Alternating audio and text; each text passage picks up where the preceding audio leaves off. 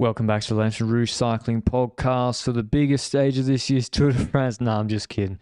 It was maybe the crosswind day. There was crosswinds in this finale in 2013 where Mark Cavendish took a big victory from a group of only 15 riders. And we're hoping for that today. From Orléans to Saint-Amand-Montrond, 187.3 kilometers long. Not a single categorized climb, an intermediate sprint with 58 Ks into the stage, one little, as Carlton Kirby would call it, a peaklet on a big road with 9 Ks to go. That wouldn't drop even Fabio Jakobsen. And I was kind of excited last night and this morning. There was weather forecast that the wind would be picking up. Again, wind, perfect direction, cross tail for a lot of the last hour and a half. We're seeing 18 Ks an hour base. This is the forecast this morning, and then progressively the forecast got lower and lower and lower and lower and lower, and eventually there was like the least amount of wind one could ever think there would be in this exposed plain region. So happy days for Juan Ayuso and Simon Yates, I think. I think so as well. And to be honest, I started today with the thought of, okay, probably not going to be too much action in this stage. I will not get crosswind disappointment today. I will not invest my entire day and then be having FOMO feelings about the stage. No, I choose not to. I chose to watch the intermediate sprint and watch the final sprint. And I think I missed nothing. There was no breakaway. And yeah, even and this is normal for the second week, even the GC team seemed less nervous. There was less like sprinting into the villages. Like no one, eventually you can only hear the message get to the front so many times. And by week 2, when you're being told sprint to this village, eventually people just reach an accord. And like even Marc Soler and Visma seem to reach some sort of, okay, we're all here now. Let's just ride on the front. It is what it is. And we didn't even see the shenanigans of last week. So it seemed pretty relaxed really until the last, unfortunately. Oh yeah, what else? We should probably say what was before the stage, Benji. When it comes to basically we're going to go over the intermediate sprint and the sprint of today's stage, but yeah, reality let's do is there was some stuff before the stage started, some interviews that spicing things up over the last couple of days. And let's start off with the interviews that came after stage 9, which was Remco, which he said after stage 9, we could have secured the podium if in the situation of Remco, Jonas and Tadej, if they all 3 rode together with 85 kilometers to go on that gravel stage, they could have secured the podium. But sometimes, and I quote, you have to have big balls for it, and Jonas didn't today. That's a typical Remco quote. I would classify that, and I see OG Remco spicing through in that quote. It was, yeah. My take on that is as simple as Remco's frustrated because if Jonas rode, then he would have secured the podium. And reality is, we've said it already last time, that's not Jonas's problem. And I don't think Remco had any like grand designs as well to like also then later attack Jonas to take time on the flat gravel sectors. I think he genuinely was happy to like swap turns all the way to the finish to put a million minutes into Roglic and Almeida and co. Because I think Remco would be quite happy with the stage win, the white jersey and the podium in his first Tour de France. No one's going to call that a disappointment to lose to Pogačar or Vingegaard. So from his perspective, of course, it's a disappointment and frustrating when you have that opportunity of create a separation, for them not to go on with it. I would say, looking back, when I look back, Benji, Pogačar didn't pull when they got to the breakaway. He and Remco should have pulled. If they just pull for like 10 minutes, so what? Vingegaard doesn't pull with you on the flat for a bit. If you just keep it going, Jasper Stuyven, he helped Pogačar on the cobble stage in 2022.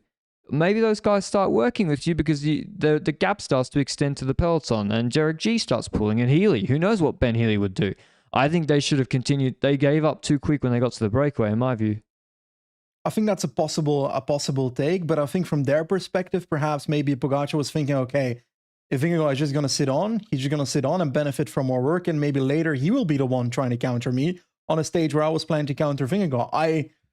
I'm not necessarily sure that would have happened, but I somewhat agree with your take there. Also, for example, when all 3 were waiting for the group behind, I think Remco could have had another attack in because he was in third position at a certain point. Just attack from behind them, see if anyone responds again. Because maybe then they're actually frustrated at each other, Pogacar and Vingegaard, maybe. And Vingegaard might not react, in my opinion, on Remco. So Pogacar might be frustrated. So maybe that action then works afterwards. So I would have liked to see that second attack from Remco, is how I see that situation. But to be clear, I've got no real problem with what Remco said. Mainly because it feels like that typical media. I don't know. From Remco, it feels like frustration when he's saying She was just a bit frustrated. From Poggi and Jonas, the interviews sound more like subtle attempts to jab each other every now and then. And then Pogacar came out with, I like riding with my heart. It was a day to do it. Yes, I think Vingegaard is afraid of me. Otherwise, he would have taken over. They don't only think about my wheel. They only think about my wheel, not those of others. Referring to Visma Lease bike. But who didn't put a rider when Roglic was dropped? Yeah, but they shouldn't. I'm not saying they should, UAE, but also Pogacar does not give two shits about Roglic either. Yeah, I think that's a fair take. Otherwise, you put a UAE rider to pull. My opinion on this is that, yes, Pogacar is right that Vingegaard doesn't care about those other riders and is only looking at Pogacar, at Vingegaard. Yep. No, at Pogacar, sorry. Yeah. That's take number one. Number two is, it's logical, in my opinion, that Vingegaard is afraid of him on a gravel stage and therefore doesn't want to ride with Pogacar and doesn't want to be putting him in an exposed position where Pogacar might be able to attack him afterwards without teammates around Vingegaard. So yeah, it's correct, in my opinion, that Vingegaard is afraid or at least aware of his vulnerability that Pogacar can exploit if he rides with Pogacar there. So I think it's a correct comment, but it's nothing to be ashamed of from Vingegaard's side to be afraid of Pogacar attacking on a gravel stage. That's exactly what Pogacar was planning. But what Pogacar then said, which he himself doesn't even believe, is, we should have pulled because then you never know. It can be a danger to have the other guys still close in GC later in the race. I don't think that's bullshit. Yeah, like his plan was, isolate Vingegaard and then he'll go again and probably drop him. Vingegaard was then like, I don't know why this was such a furor, to be honest, because like we've seen Vingegaard refuse to pull for 2 years in situations which don't suit him. It's like not surprising. We saw it on San Luca on the descent. On the uphill segment and he pulled the last kilometer. Yeah, last K and then the 1K 5%er he wouldn't pull. But yeah, it's like I'm surprised there was such a furor because, to be honest, it's like pretty normal racing tactics from a diminutive climber. And Vingegaard was like, I didn't want to pull because I wanted to wait for my team. I think that was a smart thing to do. And I didn't want to lose time. There was also a segment in yesterday's interview from Vingegaard where he said, I don't just care about Pogacar, I care about everyone within the top 10. And that's 70% bullshit, 30% true, as in he's not scared of them, but he's okay with having them maybe closer because those other teams' tactics might be useful for them in the future. For example, it's useful for Vingegaard that Rodriguez is still fighting for the podium because then Ineos might make stages harder in week 3. Yeah, I think he said that pretty openly. He was like, it's useful. Maybe they make the race hard, which suits me. So, and it's also both Jonas and Poggi. They don't want to just come out and be like, these other guys, they're not on our level. And like they can't say that either. So to be honest, all of those quotes from everybody made sense. And it seemed like actually on the rest day, they were kind of tired of answering those questions about it. Remco, Jonas and Pogacar, I can understand on a rest day. I would also want to rest. And then this morning, there was another question to Pogacar who's been asked it about 10 times, I think, from ITV. He was asked from, there's been some criticism that you're racing not intelligent or with your heart, etc. And Pogacar said, wasting too much energy. Yeah, are you wasting too much energy? And Pogacar said, racing intelligently or not, it's a nonsense. Right now I have the yellow jersey. For me, that's intelligent. Having the leader's jersey with a good lead. In the Tour de France, intelligence is important, but above all, you need the legs to win the Tour. And he seemed quite irritated, actually. With the amount of questions that have been asked in the last 3 days about stage 9 and so forth, I'd be quite irritated as well, to be honest. But anyway, I think that's a wrap on the interviews we had. Like you said, it's more... but on that point from Pogacar, I don't know. I don't agree. Like, I don't agree with that point. Like how he rode on Grenoble or on Galibier on 2022. Like, not always the strongest wins. Sometimes you do have to think a little bit. Oh, I think so as well, but he corrects that in the last sentence that he says in that interview. Like, in the first 90% of that interview response, where he said about, tactics, no, riding intelligent is not important, it's the best legs that count.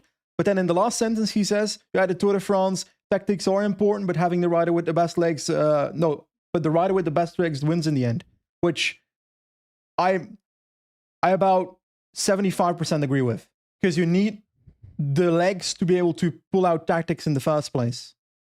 Yeah, at the end of the day, you have to do, you need the watts per kilo to win. You can't just do it on, tactics or whatever. That is also true. You can't tactic your way to winning if you're 20% worse than the best guy, no matter what your strategy is. There's a nuance to it.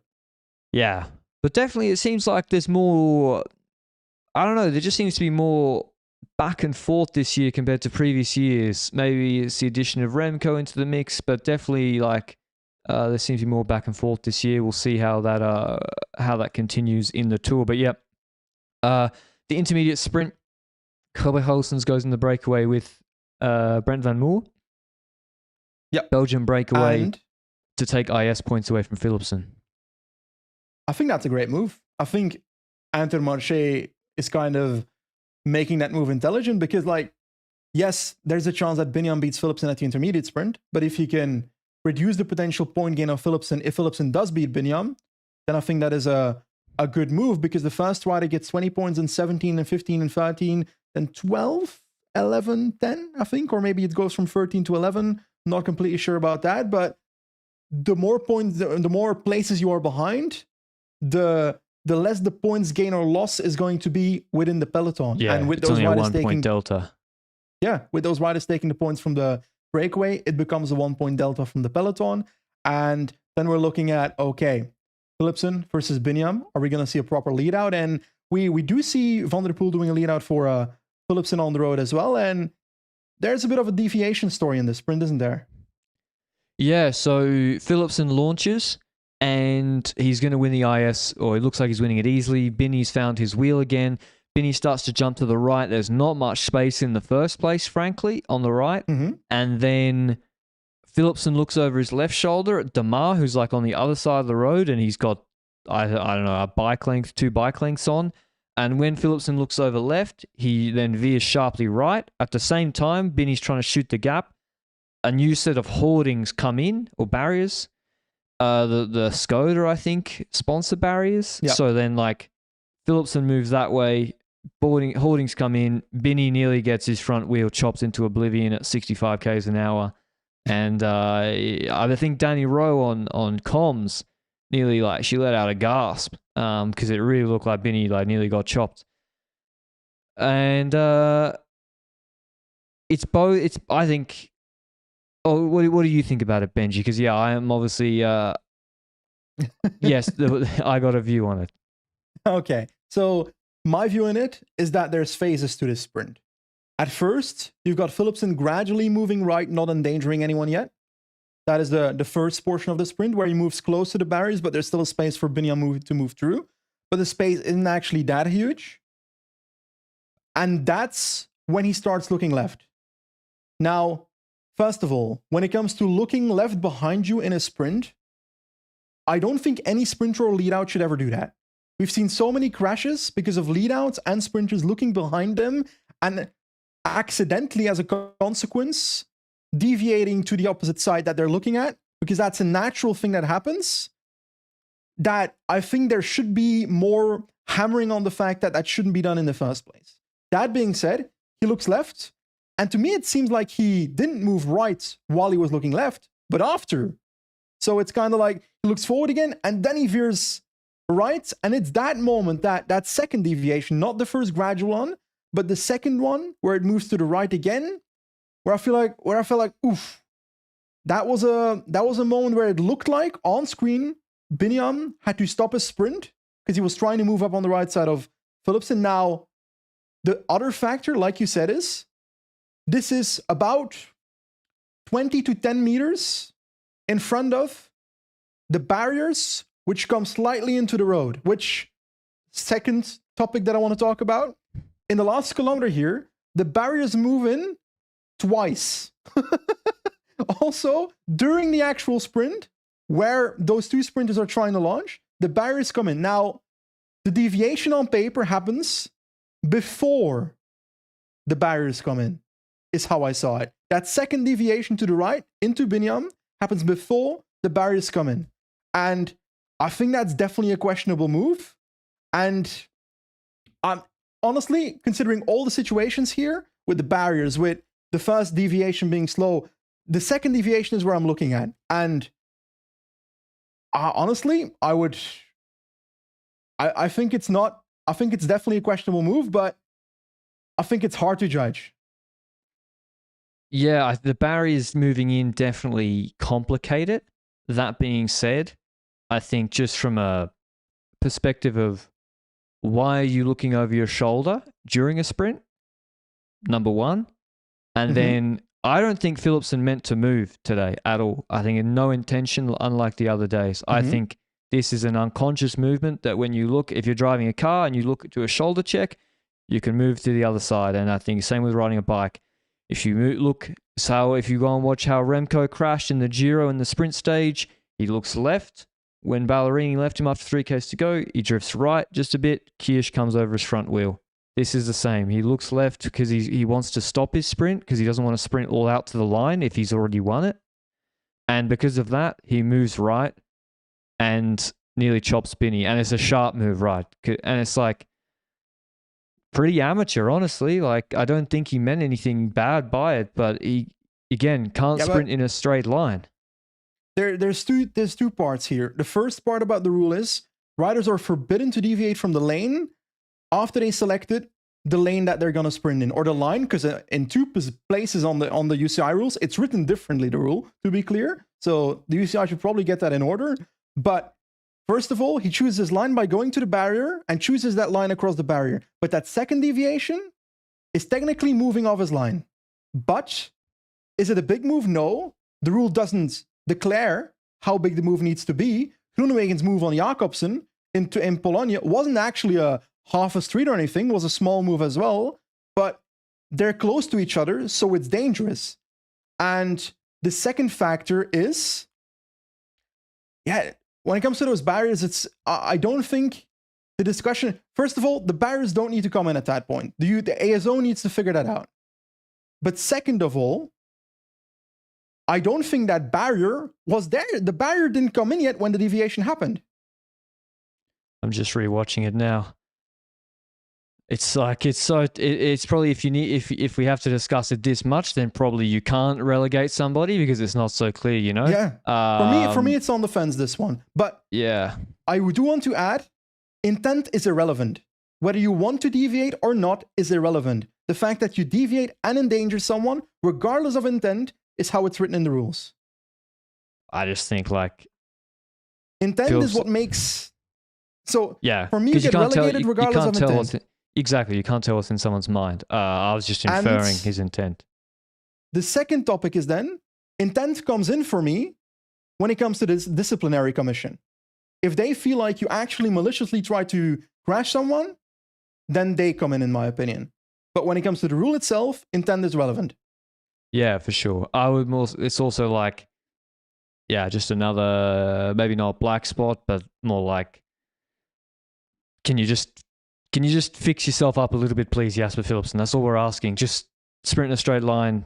Don't veer right. Don't look over your shoulder. Sprint in a straight line, and we may even see that later. For me, this was maybe just not a relegation, because I don't think we'd be having this conversation about this intermediate sprint if that wasn't Philipsen. Oh, no, I would. If you look over your shoulder and then veer and you chop somebody, then you're a clown. For me, it's just like we've seen who did the lead outs in the Uno X guy last year on stage 4, looked over his shoulder, bang, big crash, 60 k's an hour. Like you cannot be looking over your shoulder. It doesn't get punished enough that like if you finish your lead out, the guys who finish their lead out and then start frantically looking to see where their guy is, like those crashes happen all the time. And at high speed, unfortunately. But anyway, that was probably the biggest excitement of the stage. No one goes in the breakaway. there's barely any change in the green jersey competition. We see the road get blocked up. We looking straight at it. Visma, UAE, eventually Astana, Ineos, Trek. Don't know. And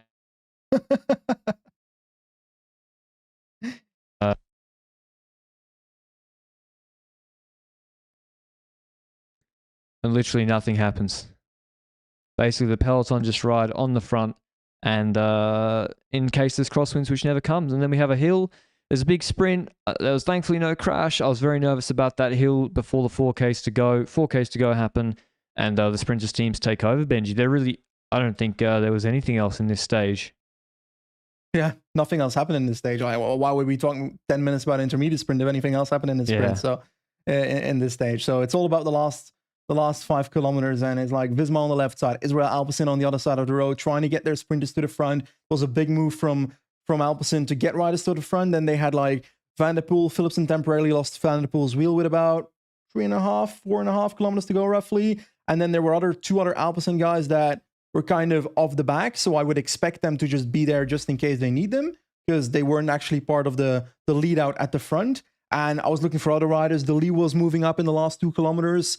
EF was pretty forward with 4 kilometers to go, because this was the 4 kilometer rule today. So EF takes over, Israel in the wheel, Alpecin behind that at that point. And at that point, a lot of sprinters are like individual, because we see in the last 3.5 kilometers, Groenewegen come up with a 3-man train in front of him of Jaco to get him into the right position. But I swear something seemed to have happened in the last there was some 2.5 kilometers here, because I don't know how it happened, but suddenly there were like 30 riders and the Jaco train was trying to survive at the back. Yeah, it was. It seemed Groenewegen just never got back into position. Cav also, you could see he was way too deep. There's also a big left hand. So there's a roundabout that had like a monument on it that was asymmetrical, so they couldn't go straight through it. And so this sprint is all about a left-hander with like, I don't know, 800 to go, and then a sweeping right-hander, almost a hairpin, before, and then another left with 450, 500 meters to go. So you could actually, if you were smart with your men and blocked it up a bit, you could, unlike a 1K straight, you can basically keep your men longer, because they're obviously freewheeling for like 150 of those 800 meters compared to a straight. So Alpecin, three men left with 1K to go. X went early with Abrahamsen again.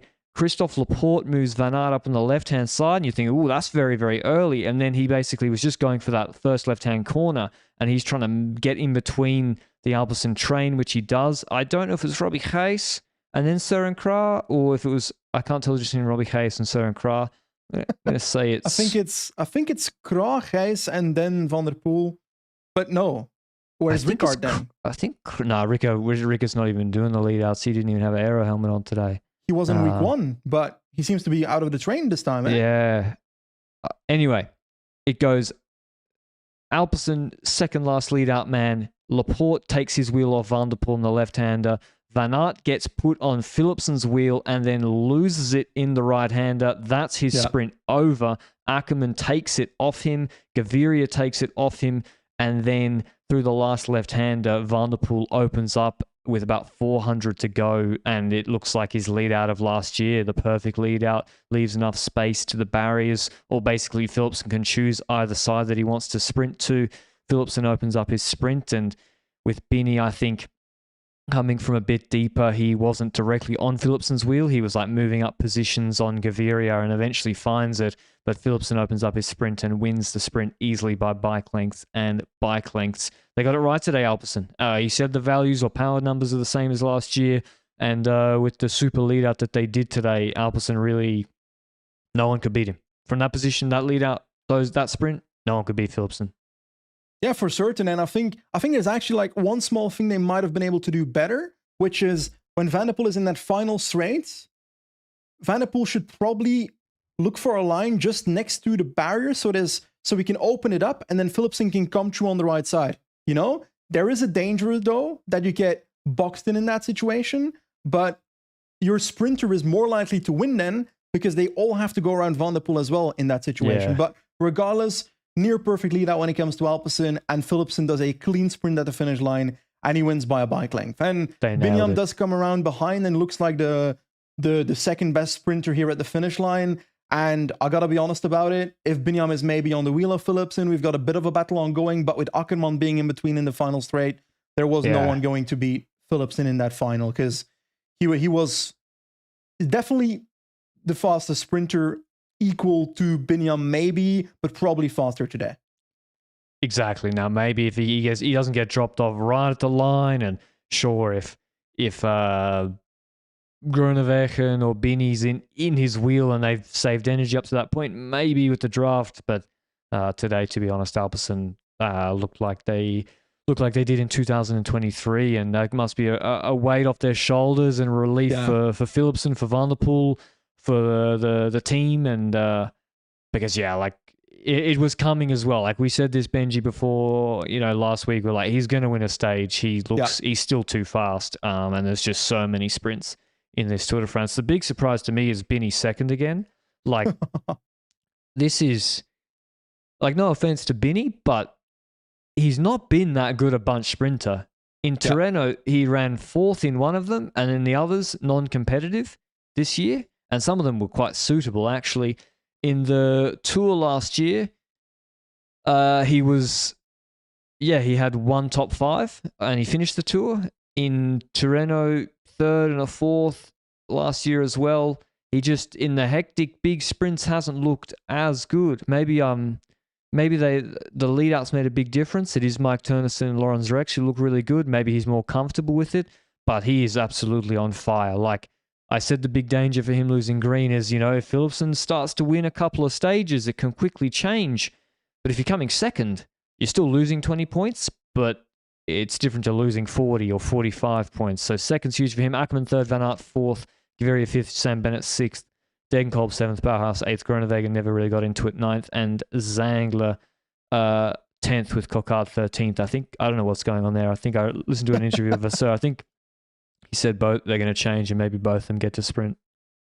I don't know. Anyway, that sprint does lead to a change in the green jersey classification where Philipsen gains roughly 21, 22 points, I think, on Binyam, which means he gets closer, but he's still around 74 points behind on Binyam, which I think that's a good defense by Binny. This is the best defense you can have. If you don't win the sprint, at the intermediate sprint and the final sprint, and the best thing to do is be just behind Philipsen in both sprints, and that leads to this. And an ideal world is beating Philipsen for Binyam, or having someone else beat Philipsen so he takes less points on you. But I think this is the closest you can get to that, and it's going to be a close fight until the end when it comes to the green jersey, and we've got a few more sprints coming this week, so I'm very curious what that's going to be like. When it comes to the other things in the sprint, like you said it, Laporte's tried to take a wheel in the middle of the Alpecin train.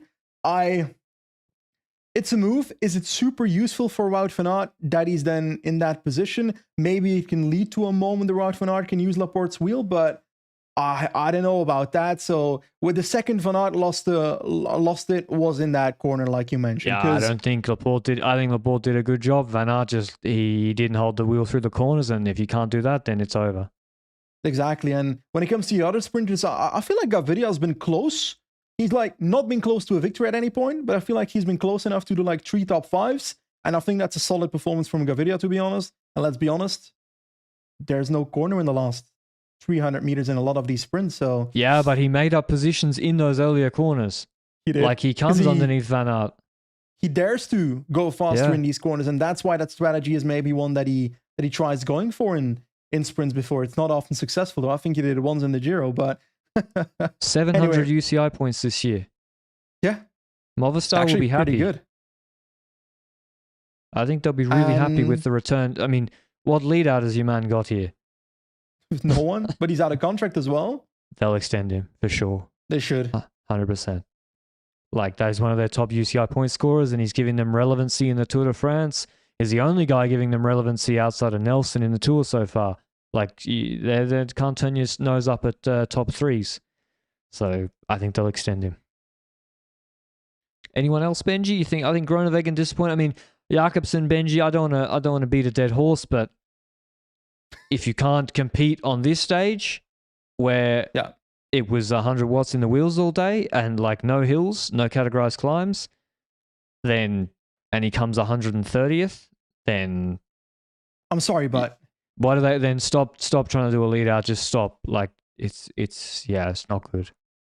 I'll be honest, when it comes to Fabio Jakobsen, the second the transfer was announced from Jakobsen to go to DSM at the start of the year, it felt to me like we had a sprinter that can't position himself for the life of him, going to a team that can't position their sprinter if their lives depended on it. So it's honestly a transfer that was doomed to fail, in my opinion.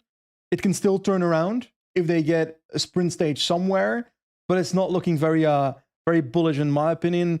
But also, his level just hasn't seemed to be good enough at the Giro nor at the Tour de France so far to even get over the simplest of hills in the stages. We always see him very early in the gruppetto, and yeah, I just don't feel it when it comes to Jakobsen. It's like there were better sprinters on the market for DSM to pick. Olaf Koy was on the market, and they went for Jakobsen over him. Sorry, but that's crazy to me. Yeah, because Koy's much more versatile. You can send him to, I don't know, Brugge de Panne or whatever race you want to pull out of your hat, and or even in Paris-Nice in the uphill, he doesn't maybe have that burner speed of Groenewegen, but he's a bit more versatile. So yeah, that was surprising. Arnaud Demar, Arkea, and he have been they've been going for the intermediate sprints a lot. I think they should probably not waste their time anymore because he's not going anywhere near the green jersey competition, and they've been quite aggressive at times. He came 23rd. Sorry, Patrick. We are 30 plus minutes into this podcast, and we are talking about Arnaud Demar in a sprint where he wasn't even present. This podcast feels like we're trying to squeeze juice out of an orange that's already empty. It isn't. He's a marquee signing of Arkea, French sprinter, Tour de France. Should monitor the progress of all teams, not just the big teams. And yeah, well, all right, I'll take your point. GC, no changes except for Vlasov didn't start. He fractured his ankle, and so he's out of the race. G said that on his podcast that Vlasov was vomiting when he was in the bunch. So yeah, really good job that he got put back on his bike. And no KOM changes because there was no sprints. All right, let's do tomorrow's preview. Benji's got a date. Oh, I thought you had a date to keep. Okay. I'm jumping in. There were some conversations about another relegation. There was another relegation storyline going on with Bini and Akkerman on the finish line, but I think it's also not enough. Just like the intermediate sprint, I think it's also not enough to relegate Bini for moving into Akkerman just before the finish line, which he barely moved into him, and Akkerman didn't have to brake or decide to brake instead of crashing or anything. That was never there. So just wanted to have that take out there. I don't think it's relegation there either. Let me look at it. Jesus Christ, she never brought it up. Can we talk about the next stage already, please? Please. Yeah, I mean, Jesus. I don't see much there. I mean, Binny's moved around, thrown elbows himself in a sprint. I think every now and then as well. And that's often the sprinters. Yeah, they're not all blameless. So tomorrow's stage, this should be much more exciting. 211 Ks from Évaux-les-Bains to Le Lorient.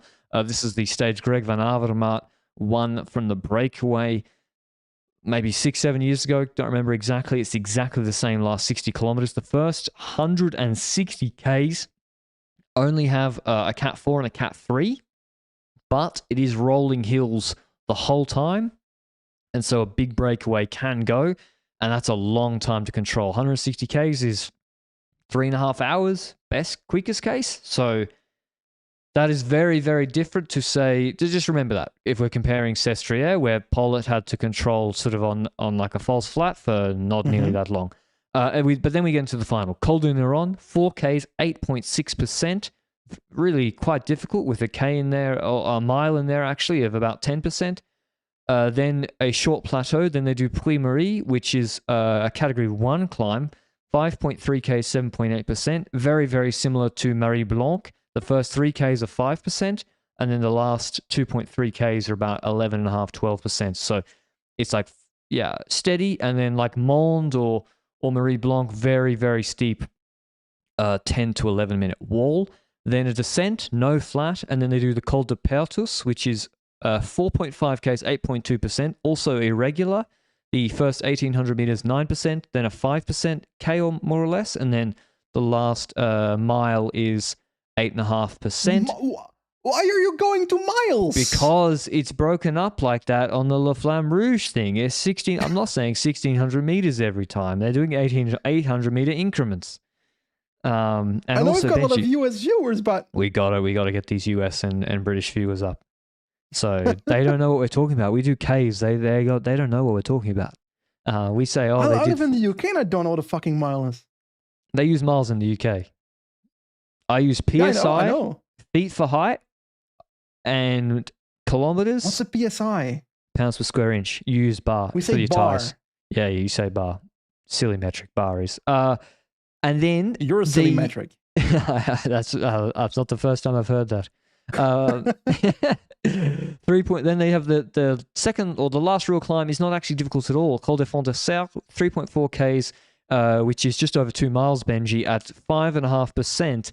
And that's pretty, yeah, there's about 700 meters or just under half a mile at about 7% in the middle of that. So that's how Greg won because of that sort of finish. There's a little kicker to the finish as well. What do you make of this stage, Benji? This screams Massif Central, big breakaway to me. I think so as well. There's just so much to control that Pogacar has already, or UAE has already shown in the first week of this Grand Tour, in the first few stages, in stage 1, stage 2, that they're not going to control every single stage. And on their YouTube channel, they've got these videos about their day, and they showed one pre-race briefing where they expressively said, we don't necessarily have the team, or we won't invest the resources in controlling a stage like this. And I think this stage will have the same pre-race briefing. I think they might try and see if they can have a manageable break at the front. If there's only 4 riders gone, they might try and close a few counterattacks to see if it's possible. But if the breakaway formation takes too long, if too many teams are interested in that breakaway, then it's not going to be controlled by this team, in my personal opinion. And yes, it is a Pogacar stage, in my opinion. It's not impossible that Pogacar even takes time on a Vingegaard on a stage like that. But it's, in my opinion, something that will happen in 2 phases. We've got the breakaway, and then we have the fight in the peloton behind. And I'm very hyped to see the fight in the peloton, because if you remember the big fight between Pogacar and Roglic in 2020 with the Puy-Marie stage in there, where we had the breakaway between, was it Martinez and Schachmann and Kamna were 1-2ing him, yeah. Oh yeah, Schachmann was there as well. Schachmann You're went right. up the road, Kamna sat on Martinez, and Martinez just cooked everybody. And when it comes to GC, we had the big guns kind of going head to head with That was the classic Roglic riding tempo, not really pressing home the advantage, and Pog looked a little bit gassed at the top, and Rog sort of just rode tempo. I am curious what's going to happen though on the... Well, first of all, I agree that the break is winning, is my biggest view. Yeah, Secondly, I think so. the Puy-Marie is not at the finish line this time. Far from It is the third last climb. And I would expect Puy-Marie to maybe be the launching point. Is there a bonus sprint on top, or? There's a bonus sprint on Pertrus, the last difficult climb, which is about 15 Ks from the finish. So that also suggests that maybe Puy-Marie is not where the riders will jump, because it is. I'm looking at the Greg year rather. They all came in a group. There's actually it was just a GC group. There were no gaps at all, I don't think, except for like Perito jumped out by like 3 seconds or something. There was no major gaps. Except Greg went into yellow via the breakaway by taking 5 minutes, but that was on stage 5. I'm just checking how far from the finish Puy-Marie is, Benji. 180. It's 31 Ks from the finish. Yeah. 31 Ks to jump there. Also, it's the second hard climb. Okay, you'd have to do Neuron pretty hard. And then, So I think Pertus, which is 15 Ks from the finish, with the bonus gate on top, that looks like the most natural place to attack. But then you have to contend with a very gradual climb afterwards. That actually might be a good thing for Pogacar or Remco or whoever. So Or we could just see a sprint over that, or a sprint at the end. So it's just such a long time to control that unless the breakaway self-neutralizes and refuses to let itself form, the break really should be getting a huge advantage to contest this stage win, because they're hard climbs, but they're also not 20-minute climbs or 30-minute climbs. They're the hard parts. They're much less. They're 10 to 12 to 15 minutes, the hard parts. So let's first start off with a prediction for the breakaway and then do a small prediction for what's going to happen in the GC group. When it comes to the breakaway, I'm now looking at the 2016 start list by accident because we spoke about the 2016 version of this stage. Big selling stage. off that. Micah was good on this stage back then. No. He was shit on these kind of stages. But Micah was indeed good back then. I am thinking immediately about Ben Healy's the kind of rider you'd expect on a stage like this. Oh, yeah. Give me Bahrain victorious. This is the sort of stage they win every year. Like, this is why they bring Buitrago, Wout Poels, Jack Haig. I think Buitrago is their best rider for it. Like, he cooks on these in Paris-Nice on what was the climb he went with Plapp, and he dropped Plapp to win the stage that Broe were pacing where he anticipated. Anyway, he won a Paris-Nice finish on Mont Bouquet, maybe. Who cares? Very similar. He's very, very good on these. Close? That's the problem with Santi. I wish he was on another 2 or 3 minutes. He came 10th on the Galibier stage. He's on 5 minutes. Yeah. That's a bit annoying. Now, maybe Pogačar, if I'm UAE, Benji, do you actually care if Santi goes into the GC lead by 2 minutes? I would not. Yeah, so, but maybe if you're Carlos Rodriguez, and suddenly he's taking 4 or 5 minutes on you, Santi's not a scrub. So, but he's on the border. But if these big breaks go, then sometimes, like with Hindley, it gets out of control. But Santi is who I would really think can win this stage. And then my next pick, Chris Harper. I think he could have actually done better than the Galibier, but he had to pace for Yates. He did a 135k rest day ride yesterday to keep the engine running. I think Harper's a really, really good option for this in the heat. Okay. After seeing San Luca, it wouldn't shock me if Carapaz goes in the break and tries to win from the breakaway. No, he has to. He's nowhere on GC. I'm going to go with Tom Pidcock from the break. Yep. And Ineos got to help him too. It's a flat-ish start.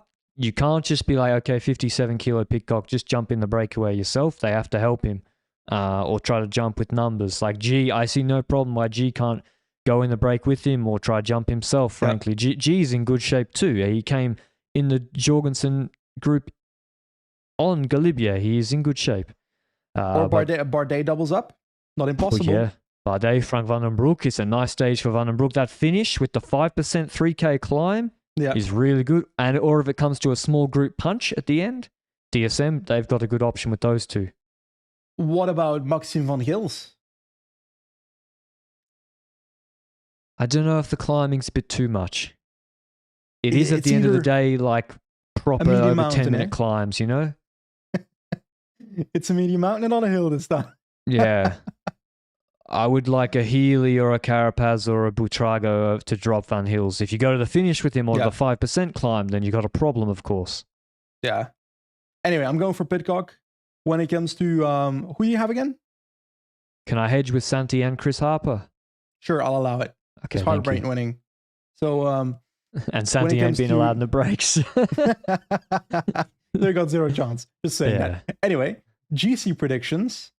I think Vingegaard will ride with Pogačar after the bonus sprint. I think that's possible, right? Because after the bonus sprints, there's going to be no bonus. Why ride with him? You can annoy the fuck out of him, but there's no harm in riding with him. He can attack on the downhill part. Are you saying he's going to drop on Petrus, or that Vingegaard will be dropped on the slight uphill towards the finish line? He could attack you on the finish to the finish. Try sprint. Yeah, but he could attack you on the 3K downhill. Oh yeah, you can pull on the front and block the corners, no problem. Block the corners. Why would you block the corners? Slow down so Remco can come back so Pogačar gets angrier. At this point, it's just a tactic to make Pogačar as angry as possible. Why not? I don't know. It clearly irritates him so much. Vingegaard just doesn't give a fuck. He's just like, people were shouting, he's like, man. Nah, he should pull. If Remco's behind, like, you have to take time, Remco. If it's... I think Roglic, based on the last 9 days, 11 days, whatever, I think Roglic's Remco's been got to go gapped on after every him. climb. I think Roglic will be gapped on this stage and might not come back this time around. And if Vingegaard and Pogacar are having a staring contest, I think Remco has to be the one to do it if he cares about the podium. If you're going for the win, I'm not saying he has to. I'm just saying if it's really podium and gapping Ayuso, I also don't think it's so good for Almeida Ayuso, this finish. Or Rodriguez, actually, really not so good, this finish. It's a very, very good finish for Remco Evenepoel. Winner of San Sebastian, 10 to 15 minute climbs, long classic style stage. He's very efficient on the flat first 4 hours, remember? Because he's so aerodynamic. On the flat or the rolling hills, I think Remco, this is actually a big opportunity for him this stage to in his terrain, I think, put pressure on Roglic. And if Remco... Carlos Rodriguez. Yeah, like he can drop Carlos Rodriguez, I'm sorry, on And Petrus. Almeida. Yeah. And Ayuso, maybe? Maybe, yeah. He maybe not all of them, but he will drop some. But he will drop someone relevant for podium if he goes on one of these climbs. Now the question is, will he get help from Pogacar or Vingegaard or whoever? And but that last 3K 5% climb, he can pull very fast too. So, yeah, I think it's actually, if you're thinking about stages that are good for Remco, I actually think, considering his Palmares, it's actually quite a good one. What do you expect? I think so as well. Is Vingegaard getting dropped? Oh, It's touch and go, you know. It's interesting because it's all about whether his burst can Pogacar's burst can create a separation initially. Because with that separation, it's harder to close, which makes it that Vingegaard spends more energy doing so. I'd give it about a 50-50 chance right now. Yeah, sometimes Vingegaard can overperform in these like massive central, like on Monde he was good, I think, in 2022. But then on Puy de Dôme, Pogacar dropped him. But that was a 30-minute climb with a very, very steep finish. So as Benji says, I think 50-50 is a pretty accurate estimation of it. Do you think we see a huge attack on Puy-Marie, or is it really the Petrus? I'm expecting it on Petrus. I'd like to see it on Puy-Marie, but it's more logical with the bonus sprint that it would be on Petrus, and that they use Puy-Marie to make it as hard as possible. Then again, if we look at the gradients of Puy-Marie, that's already territory to attack. And it's the hardest part of the stage. If I'm Pogacar, I wouldn't be scared about attacking on Petrus, on Pas de Pérols, on the actual Puy-Marie part. And don't you want to try that? It depends. To maybe it really gain more time in it. Because the bonus seconds are irrelevant there, because the break's up the road. Exactly. We're assuming the break is winning by 5 minutes, so then you stop thinking about the bonies. You also got to be careful of Vingegaard, though. Like on 10 minutes steep, on Berges, on Combloux, in good shape, he's also not so bad. We're basing it on the last 11 days and not on last year right now, whether Pogacar should attack there. And in my opinion, if I'm Pogacar, I'd like to see him attack on Puy-Marie. Because you want to maximize your time game before week 3. True. And so by definition, if you drop him on Puy-Marie and keep him dropped, you have 30Ks to play with, not 15. But we'll see. 30Ks is a lot though, eh? That's what I mean. But it's descending for 10. How technical is the Puy-Marie descent? Haven't done it myself.